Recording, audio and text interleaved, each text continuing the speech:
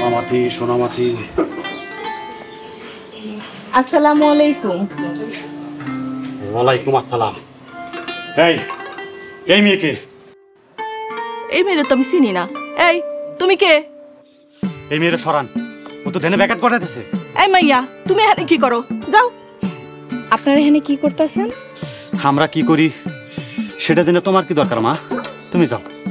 আরে বুঝতেছো না কেন? এই মাটির নিচে সোনা আছে, বাবা মন্ত্র পইরা সেই সোনা উঠাইবো। তুমি একটু চুপ থাকো তো। তাই নাকি? খুবই ইন্টারেস্টিং তো।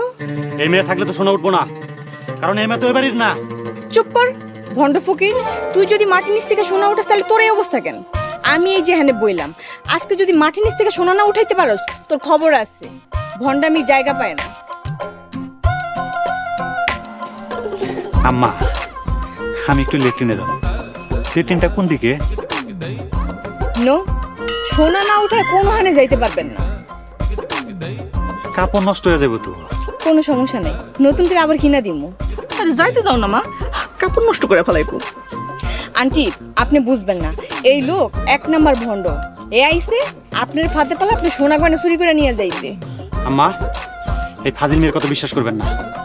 এই তুই কি যাবি?